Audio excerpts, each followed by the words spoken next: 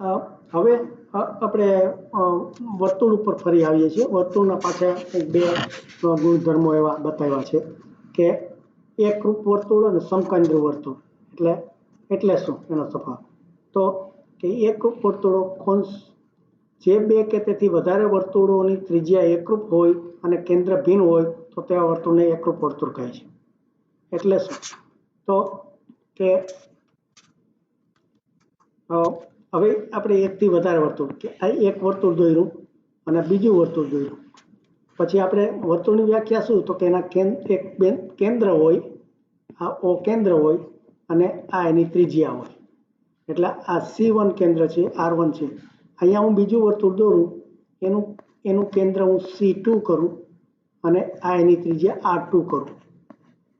એટલે આ C1 એટલે એની પોઝિશન ગમે તે x1 y1 હોય, આ C1 છે એનું પોઝિશન x1 y1 થાય અને આ C2 છે એની x2 y2 એટલે x કોઓર્ડિનેટ y કોઓર્ડિનેટ એવા ગમે તે બે જુદા જુદા હોય।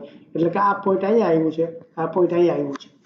હવે આ બે વર્તુળ છે, આ વર્તુળ 1 અને આ વર્તુળ 2, આ વર્તુળ 1 અને વર્તુળ 2।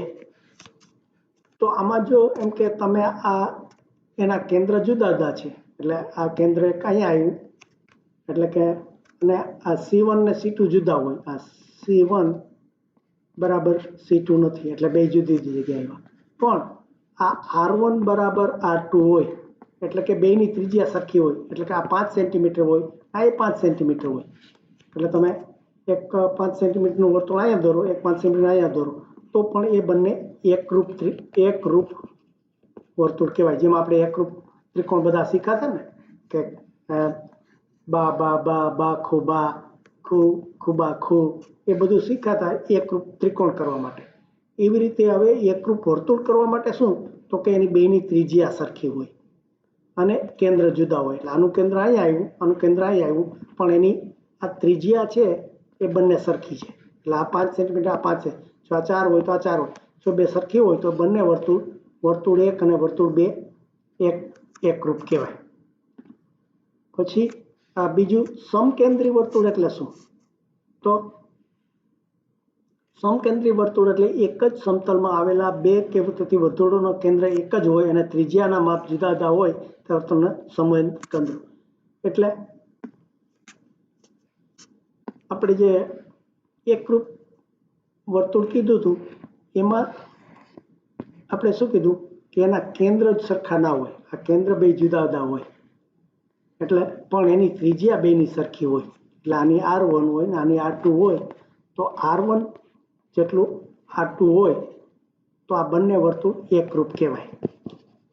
પણ એને બદલે આપણે જો કેન્દ્ર એક જ હોય અને આ એક કેન્દ્ર હોય અને એક આ ત્રિજ્યા આ 3 સેન્ટીમીટરની હોય અને એ જ કેન્દ્રમાંથી બીજું મોટું વર્તુળ દોરીએ અને એની ત્રિજ્યા આપણે જો માપીએ, ધારો કે આ 3 સેન્ટીમીટર હોય, આ 5 સેન્ટીમીટર હોય, એટલે કે R બરાબર 3 હોય, R2 બરાબર 5 હોય, તો એમ કહી શકીએ કે R1 બરાબર R2 નથી, બે સરખી નથી, પણ એનું કેન્દ્ર એક જ છે, એટલે આ C1 બરાબર C2 છે।